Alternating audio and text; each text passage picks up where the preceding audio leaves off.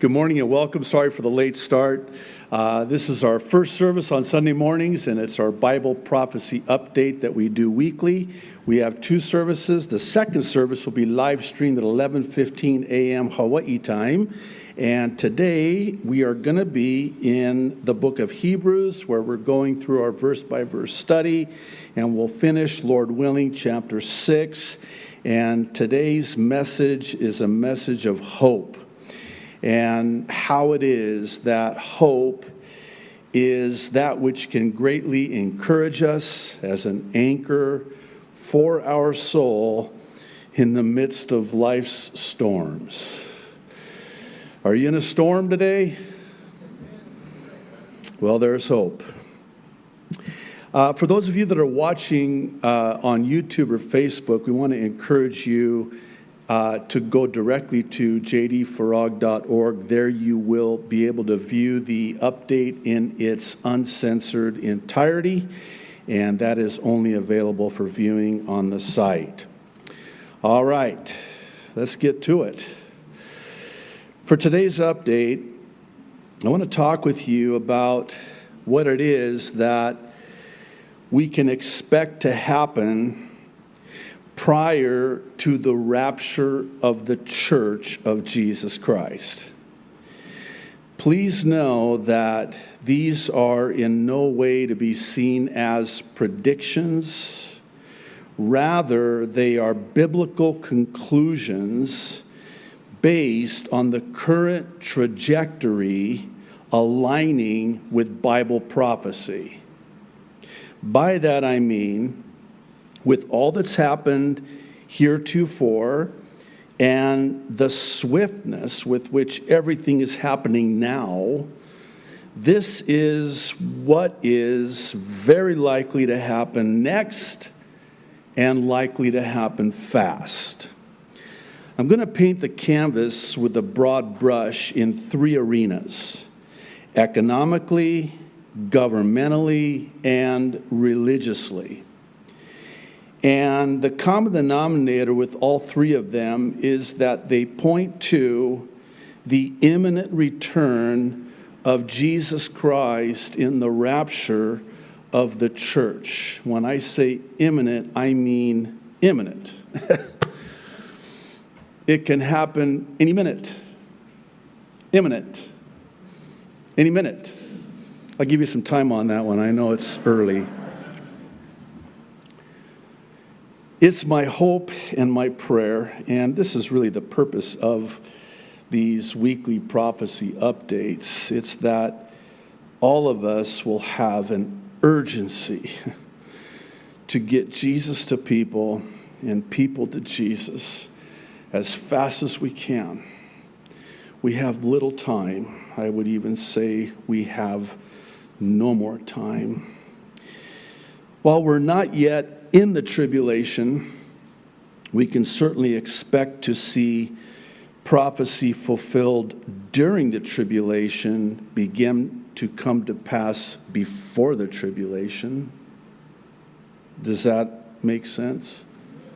In other words, we know that these are prophecies that will find their ultimate fulfillment in and during the 7-year tribulation. But here we are prior to the 7-year tribulation. And wouldn't it stand to reason that those prophecies would begin to, as one said, cast a shadow and begin to be visible, if I can say it like that, prior? That's exactly what's happening. Namely, that of putting in place a global economy, a global government, and a global religion in order for the Antichrist to hit the ground running, as it were. Make no mistake about it, the Antichrist is alive and well today. He has to be. He has not been revealed yet. Talk more about that in a moment. But he is alive and well today. And make no mistake about it, he does not set any of this up. It's already set up when he arrives on the scene. And all he does is just flick on the switch. All of the wiring, as it were, has been wired, and it's all been connected, and all he does when he comes on the scene is he just has it all ready to go, and he just flicks the switch. Now, in order for this to happen, it would stand to reason that Satan would already be in the process of getting everything set up, so to speak. And that's exactly what's happening as we speak. We'll start with the trajectory economically. The worsening of hyperinflation, which is a controlled demolition of the global economy. This is deliberate by design. Once completed, it will then ultimately serve its purpose of ushering in a new global and digital economy in the 7-year tribulation. It'll already be in place, and then it will be implemented, executed, if you prefer.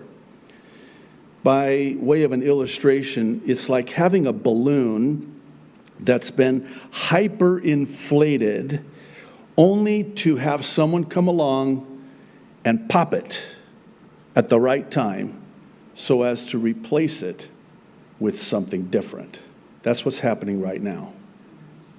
We're in that process now of this hyperinflation. This is Revelation chapter 6, verses 5 and 6. This is during the time of the tribulation. John is told to write that which he sees will come after these things, after the church age.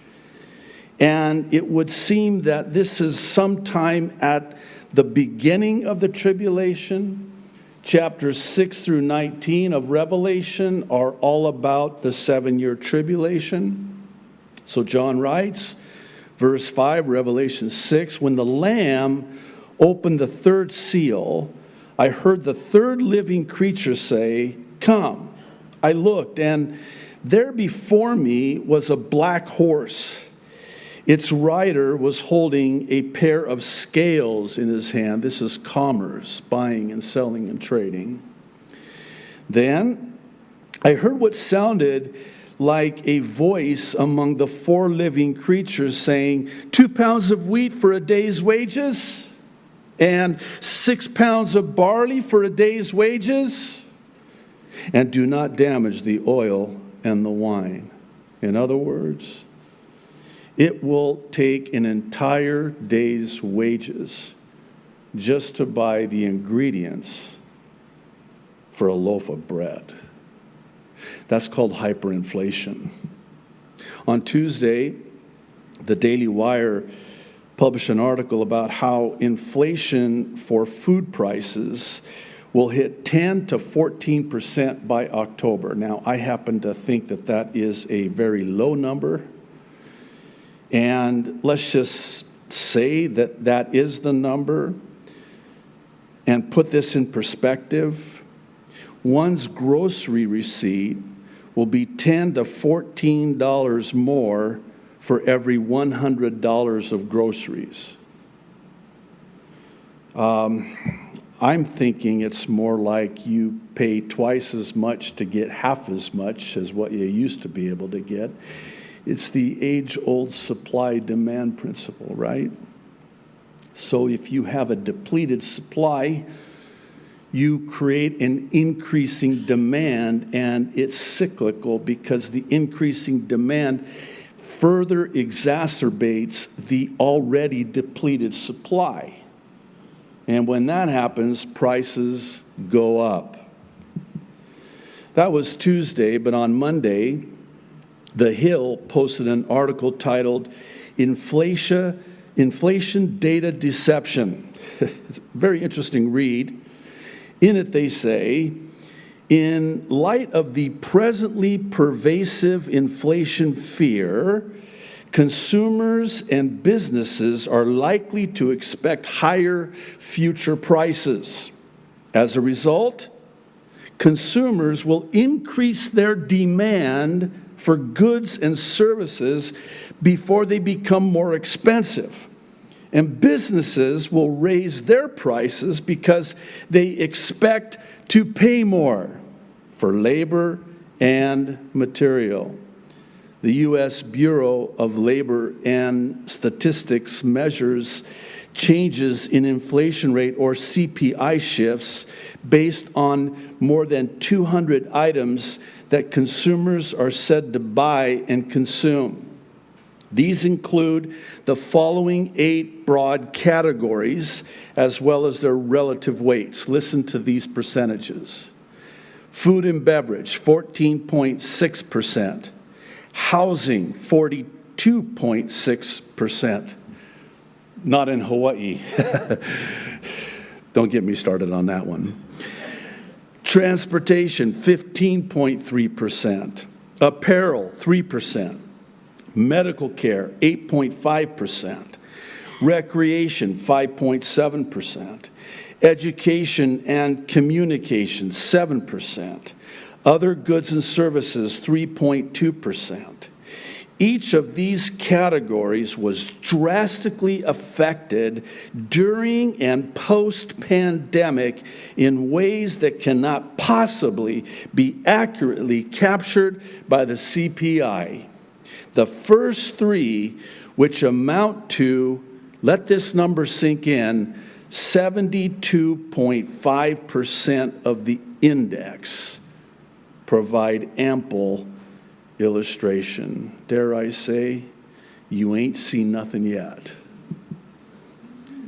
Now, for those who are interested, we did a deep dive into this in our update last year on December 6th, titled The Great Setup. In it, we look at how the Great Setup will lead to the Great Reset, which is a global transition to a digital global economy. On April 4th, we looked at what's known as the social credit score financial system, and the update is titled Coming to a Head. We have those links there on the website. This brings us to the second one, which is the trajectory governmentally. I want you to listen very carefully to what I'm about to say, because you're not hearing about this. World governments are on the cusp of a complete and total global collapse, and again, by design. This is all planned.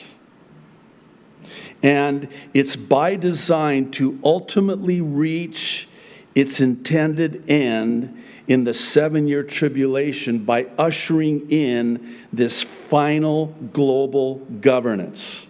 Specifically, that of the final world kingdom consisting of 10 kings over 10 regions, with the Antichrist ruling this global government, this one world government. Revelation chapter 13, first 2 verses. The dragon stood on the shore of the sea, and I saw a beast coming out of the sea. It had 10 horns and 7 heads, with 10 crowns on its horns, and on each head a blasphemous name. The beast I saw resembled a leopard, but had feet like those of a bear and a mouth like that of a lion.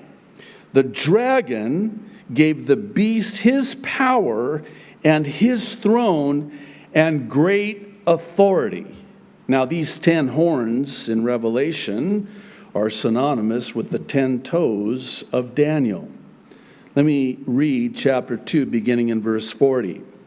And the fourth kingdom shall be strong as iron, for as much as iron breaketh in pieces and subdueth all things, and as iron that crusheth all these, shall it break in pieces and crush. And whereas thou sawest the feet and toes, part of potter's clay and part of iron, it shall be a divided kingdom, but there shall be in it of the strength of the iron, For as much as thou sawest the iron mixed with miry clay. Now, this is where it gets interesting. I want you to listen again very carefully. And as the toes of the feet were part of the iron and part of clay, so the kingdom shall be partly strong and partly broken. And whereas thou sawest the iron mixed with miry clay, they shall mingle themselves with the seed of men. Does that sound familiar? It should. We talked about this before. But they shall not cleave one to another, even as iron doth not mingle with clay. Daniel chapter 7, I want to begin reading in verse 23. He gave me this explanation. The fourth beast is a fourth kingdom that will appear on earth. This is the final kingdom. It will be different from all the other kingdoms and will devour the whole earth, the entire world, globally, the whole earth. You know what that means? The whole earth. Trampling it down and crushing it. The 10 horns are 10 kings who will come from this kingdom. After them, another king will arise, different from the earlier ones. He will subdue 3 kings. He will speak against the Most High and oppress his holy people, speaking of Israel, during the tribulation, and try to change the set times and the laws. The holy people will be delivered into his hands for a time, times, and half a time. 3.5 years. 3.5 years. Now, time doesn't permit me to cover all the countries that today are in utter turmoil and chaos, like South Africa. We receive numerous emails asking us to pray for those that are in South Africa today. It is just horrific. And even more horrific in some ways is my birthplace of Lebanon. I would suggest that Lebanon right now, it hangs in the balance. And it looks like more likely than if that government falls, it will give way to Hezbollah, which is Iran. And that would certainly comport with other Bible prophecies, specifically in Ezekiel 38, which has no mention of Lebanon, has no mention of Syria either, by the way, Jordan, Egypt.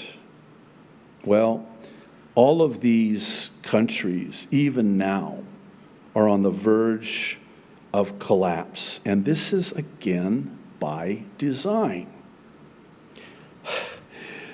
Certainly right here in the United States, I think it's just a matter of time. One need look no further than to Israel, God's prophetic clock, and the current government in Israel, to see that it's only a matter of time before the final global governance is a reality. On July 13th, the AL Monitor published an article titled, "Israeli Prime Minister's Dysfunctional, Fragile Coalition Hits Reality." Here's a couple of quotes. Trying to please all components of his coalition, Prime Minister Naftali Bennett now heads a government that is too large, too spread out, and too geared on compromises. Are we surprised? Bennett was in a good mood when he arrived at his office July 11th. All in all, everything seemed to be working out. Bennett was finally breaking away from the ominous shadow of his predecessor. Then, reality hit him in the face. Suddenly, he was forced to contend with his new government. Once it was stripped of all the glittery packaging, the coalition turned out to be much more complicated than he imagined and far less stable, too. This is indicative of all of the governments in the world today. They will all collapse and give way to this final world government. Pictured here is the World Economic Forum's webpage showing their global plan for global governance. This wheel, it's a complex circular link to everything and anything, and I mean everything and anything you could think of, and then that which you wouldn't think of is linked. And it's linked to what they dub the Great Reset, which I believe is the Great Deception vis-a-vis the Great Tribulation. It's all being set up. Well, this brings us to the third one, which is the trajectory religiously. A final, unified, one-world religion which will coexist, swearing its allegiance to and worship of the beast. This worship of the beast will come by way of the image of the beast and the mark of the beast, all of which are foretold of in the book of Revelation and will soon be fulfilled in the tribulation. Revelation chapter 13 again, starting in verse 11. Then I saw a second beast coming out of the earth. It had two horns like a lamb, but it spoke like a dragon.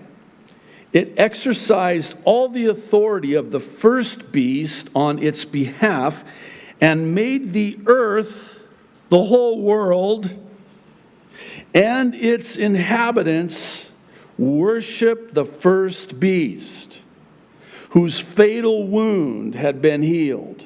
And it performed great signs, even causing fire to come down from heaven to the earth in full view of the people. Because of the signs it was given power to perform on behalf of the first beast, it deceived, key word, deceived the inhabitants of the earth, the whole earth. It ordered them to set up an image in honor of the beast who was wounded by the sword and yet lived. The second beast, verse 15, was given power to give breath to the image of the first beast so that the image could speak and cause all who refuse to worship the image to be killed. It also forced all people, great and small, rich and poor, free and slave, to receive a mark on their right hands or on their foreheads so that they could not buy or sell unless they had the mark, which is the name of the beast or the number of its name. This calls for wisdom. Let the person who has insight calculate the number of the beast, for it is the number of a man. That number is 666. If you'll kindly allow me to, I'd like to explain how everything that's happening now is actually working in concert, one with the other, exactly as we're told it would in Bible prophecy. However, in order to do that at this time, we're going to end the live stream and redirect you to jdfarag.org if you're not there already.